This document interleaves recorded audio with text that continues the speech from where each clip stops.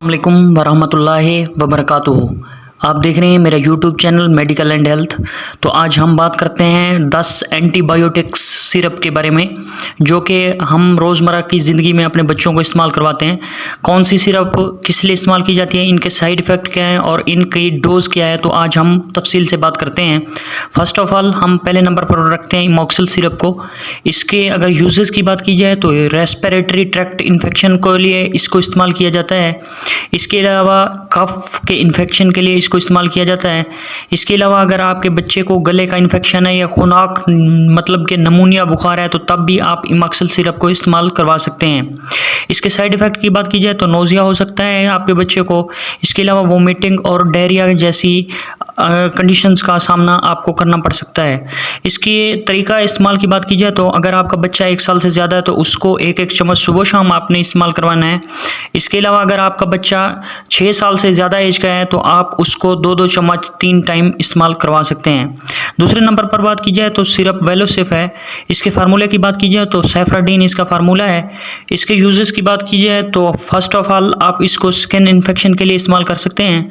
इसके अलावा आप इसको एयर इन्फेक्शन के लिए इस्तेमाल कर सकते हैं और रेस्पिरेटरी ट्रैक्ट इन्फेक्शन के लिए आप ये वेलोसिफ सिरप का इस्तेमाल कर सकते हैं। और इसके अलावा यूरिनरी ट्रैक्ट इन्फेक्शन के लिए भी आप वेलोसिफ सिरप को इस्तेमाल कर सकते हैं। इसके अलावा अगर आपके जिस्म पर किसी भी जगह कट लग गया है तो तब भी आप वेलोसिफ सिरप को इस्तेमाल कर सकते हैं। इसके अलावा अगर आपके बच्चे का किसी भी किस्म का ऑपरेट वगैरह हुआ है तो उस ऑपरेट वाले ज़ख्म को ख़त्म करने के लिए आप वेलोसिफ सिरप का इस्तेमाल कर सकते हैं। इसके साइड इफ़ेक्ट की बात की जाए तो अगर आप वेलोसिफ इस्तेमाल करते हुए आपको डायरिया, नोज़िया और वोमिटिंग जैसी कंडीशन का सामना करना पड़ सकता है। इसके डोज की बात की जाए तो अगर आपका बेबी की एज 1 साल से ज़्यादा है और 6 साल तक है तो आप एक चम्मच 3 टाइम इस्तेमाल करवा सकते हैं। इसके अलावा अगर आपका बच्चे की एज 6 साल से ज़्यादा है, 12 साल तक के बच्चों के लिए 2-2 चम्मच 3 टाइम इस्तेमाल करवा सकते हैं। तो तीसरे नंबर पर हम बात करते हैं सीक्लोर सिरप के बारे में बात करते हैं। इसके फार्मूले की बात की जाए तो सीफाक्लोर इसका फार्मूला है। और इसके यूजेस की बात की जाए तो आप इसको स्किन इन्फेक्शन के लिए इस्तेमाल कर सकते हैं। यूरिनरी ट्रैक्ट इन्फेक्शन मतलब कि बच्चों के छोटे पेशाब की इन्फेक्शन के लिए इस्तेमाल कर सकते हैं। इसके अलावा रेस्पिरेटरी ट्रैक्ट इन्फेक्शन के लिए इस्तेमाल कर सकते हैं, मतलब कि अगर उसके सीना बंधा हुआ है या उसको सांस लेने में तकलीफ है तो तब आप सीक्लोर सिरप को इस्तेमाल कर सकते हैं। इसके अलावा एयर इन्फेक्शन के लिए भी आप इस सिरप को इस्तेमाल कर सकते हैं। इसके साइड इफ़ेक्ट की बात की जाए तो स्टोमक अपसेट हो सकता है। इसके अलावा हेडेक मतलब कि नोज़िया हो सकता है, आँखों के आगे धुंधला या नींद आ सकती है। तो ये इसके साइड इफ़ेक्ट हैं। इसके तरीक़ाकार की बात की जाए तो अगर आपके बच्चे की एज 1 साल से 6 साल तक का है तो उसको एक चम्मच सुबह शाम इस्तेमाल करवा सकते हैं। इसके अलावा अगर आपके बच्चे की एज 6 साल से ज़्यादा है, 12 साल तक के बच्चे को आप 2-2 चम्मच सुबह शाम इस्तेमाल करवा सकते हैं। तो अगली सिरप के बारे में बात करें तो उस पर नोविडेट आती है, इसका नंबर 4था है। और इसके फार्मूले की बात की जाए तो सिप्रोफ्लॉक्सासिन इसका फार्मूला है। इसके यूजेस की बात की जाए तो बैक्टीरियल इन्फेक्शन के लिए इसको इस्तेमाल करवाया जाता है। इसके अलावा अगर आपके बच्चों को फीवर है तो तब भी आप नोविडेट सिरप को इस्तेमाल करवा सकते हैं। इसके अलावा यूरिनरी ट्रैक्ट इन्फेक्शन के लिए इसको इस्तेमाल किया जाता है। और इसके अलावा आप रेस्पिरेटरी ट्रैक्ट इन्फेक्शन के लिए भी नोविडेट को इस्तेमाल करवा सकते हैं। इसके साइड इफ़ेक्ट की बात की जाए तो अगर नोविडेट इस्तेमाल करते हैं तो इसके मदरजा झैल साइड इफ़ेक्ट आपको देखने को मिल सकते हैं, मतलब कि नोज़िया हो सकता है, आपको हेडेक हो सकती है, ट्रबल स्लीपिंग आप पर तारी हो सकती है। इसके तरीक़ाकार की बात की जाए तो अगर आपका बेबी 1 साल से ज़्यादा है तो उसको आप 1 चम्मच 3 टाइम इस्तेमाल करवा सकते हैं। इसके अलावा अगर आपके बेबी की एज 6 साल से 12 साल के दरमियान है तो आपने 2-2 चम्मच अपने बच्चे को 3 टाइम इस्तेमाल करवाने हैं। तो नंबर तीसरे पर एजिथ्रोमाइसिन सिरप की बात की जाए तो ये एक क्लैरिसेड आती है अगले नंबर पर। तो क्लेथ्रोमाइसिन इसका फार्मूला है।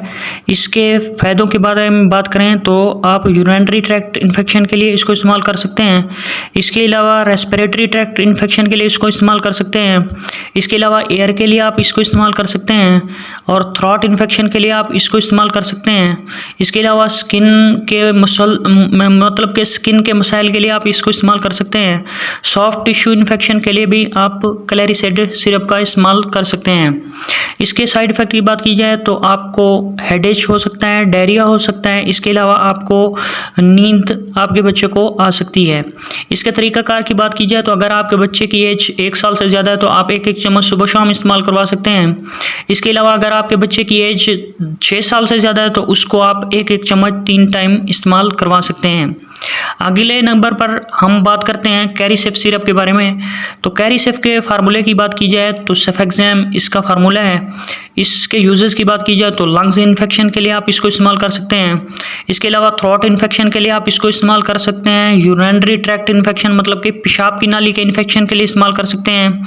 इसके अलावा एयर इन्फेक्शन के लिए और नोज़ मतलब कि नाक के इन्फेक्शन के लिए, और इसी तरह गैस्ट्रोइंटेस्टाइनल ट्रैक्ट इन्फेक्शन मतलब कि आंतों के इन्फेक्शन के लिए आप सेफेक्सेम मतलब कि कैरीसेफ सिरप का इस्तेमाल कर सकते हैं।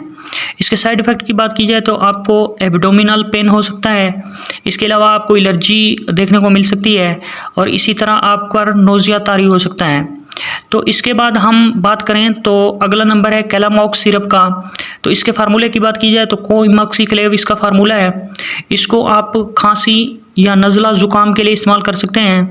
अगर आपके बच्चे को फीवर है और बड़े लंबे अरसे से आपका बच्चा बीमार है तो तब भी आप कोइमोक्सिक्लेव मतलब कि कैलामॉक्स सिरप इस्तेमाल करवा सकते हैं। इसके अलावा अगर आपके बच्चे के जिस्म पर कहीं भी कोई ख़राश वगैरह है या ज़ख़म वगैरह है या ख़ारिश बहुत ज़्यादा एलर्जी हो रही है तो तब भी आप कैलामॉक्स सिरप को इस्तेमाल करवा सकते हैं। इसके साइड इफ़ेक्ट की बात की जाए तो को कैलामॉक्स इस्तेमाल करते हुए नोज़िया हो सकता है, आपके बच्चे के ऊपर अनुदरी तारी हो सकती है, इसके अलावा आपके बच्चे को सर चकरा सकता है। और इसी तरह अगले नंबर पर हम बात करते हैं सिपोरेक्स सिरप, जो कि एक एंटीबायोटिक बहुत ही अच्छा एंटीबायोटिक है। और इसके फार्मूले की बात की जाए तो सीफालेक्सिन इसका फार्मूला है। इसके यूजेस की बात की जाए तो अगर आपके बच्चे को मतलब कि पुराना नज़ला है या ज़ुकाम का इन्फेक्शन है तो तब इसका इस्तेमाल कर सकते हैं। इसके अलावा अगर आपके बच्चे का यूरिनरी ट्रैक्ट इन्फेक्शन है तो तब भी आप इसको इस्तेमाल कर सकते हैं। इसके अलावा अगर आपके बच्चे को बहुत ज़्यादा कफ़ है मतलब कि खांसी है तो तब भी आप इसको इस्तेमाल कर सकते हैं। इसके अलावा अगर आपका बच्चा बड़े लंबे अरसे से बुखार में मुब्तला है तो तब भी आप सिपोरेक्स सिरप को इस्तेमाल कर सकते हैं। इसके साइड इफ़ेक्ट की बात की जाए तो इसको इस्तेमाल करते हुए आपको नोज़िया हो सकता है, आपको वोमिटिंग हो सकती है, इसके अलावा आपके बच्चे को पेट दर्द हो सकता है। इसी तरह अगला नंबर है ड्रोमिक्स सिरप का। इसके फार्मूले की बात की जाए तो सिफाड्रोक्सिल इसका फार्मूला है, जो कि एक बहुत ही अच्छा और महत्वपूर्ण एंटीबायोटिक है। और बहुत सारे डॉक्टर्स जब कोई भी एंटीबायोटिक असर ना कर रहा हो बच्चों पर तो ड्रोमिक्स सिरप को इस्तेमाल करवाते हैं। इसके फ़ायदों की बात की जाए मतलब कि यूजेस की बात की जाए तो अगर आपके बच्चे को चेस्ट इन्फेक्शन है तो तब भी आप ड्रोमिक्स सिरप का इस्तेमाल करवा सकते हैं। इसके अलावा अगर आपके बच्चे को डायरियल इन्फेक्शन है मतलब कि मोशन वगैरह लगे हुए हैं तो तब भी आप इस सिरप का इस्तेमाल करवा सकते हैं। इसके अलावा अगर आपके बच्चे को मतलब कि खांसी नज़ला है तो तब भी इसको इस्तेमाल करवा सकते हैं। इसके अलावा अगर आपके बच्चे के जिस्म पर कहीं एलर्जी वगैरह या दाने वगैरह हैं तो उनके लिए भी इस एंटीबायोटिक का इस्तेमाल करवा सकते हैं।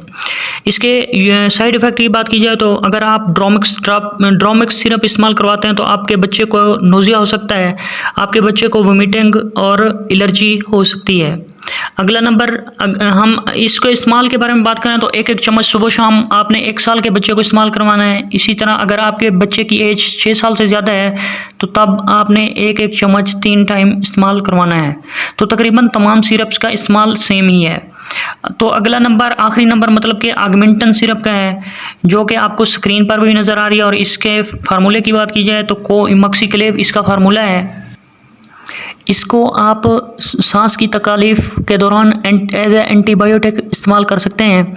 इसके अलावा अगर आपका बच्चा बहुत ज़्यादा बीमार है मतलब कि बुखार या फीवर में मुब्तला है तो तब भी आप ऑगमेंटन सिरप का इस्तेमाल कर सकते हैं। इसके अलावा अगर आपके बच्चे को कोई गहरा ज़ख़म है तो तब भी आप ऑगमेंटन सिरप का इस्तेमाल कर सकते हैं। इसके अलावा अगर आपके बच्चे को दांत मतलब कि मुंह के अंदर किसी भी जगह कोई ज़ख़म वगैरह है तो तब भी आप इसको इस्तेमाल करवा सकते हैं। इसी तरह अगर आपके बच्चे को यूरिनरी ट्रैक्ट इन्फेक्शन है तो तब भी आप ऑगमेंटन सिरप को इस्तेमाल करवा सकते हैं। इसके साइड इफ़ेक्ट की बात की जाए तो इसके इस्तेमाल से आपको डायरिया हो सकता है, आपको वोमिटिंग हो सकती है और आपके बच्चे को मतलब कि सर वगैरह में दर्द या पेट में दर्द हो सकता है। तो ये तमाम सिरप की थी जो एंटीबायोटिक्स थी और इनके बारे में मैंने आपको मुकम्मल इन्फॉर्मेशन दी है। इंशाल्लाह आपको ज़रूर फ़ायदा होगा। और इन तमाम सिरप्स के इस्तेमाल के बारे में बात करें तो जिन बच्चों की एज 1 साल से ज़्यादा है तो वो 1-1 चम्मच सुबह शाम इस्तेमाल कर सकते हैं, और जिन बच्चों की एज 6 साल से ज़्यादा है तो वो 2-2 चम्मच 3 टाइम से 2 टाइम तक इस्तेमाल कर सकते हैं। तो दोस्तों, अगर वीडियो इन्फॉर्मेटिव लगी है तो चैनल को सब्सक्राइब कीजिए, वीडियो को ज़रूर लाइक कीजिए और आगे शेयर कीजिए।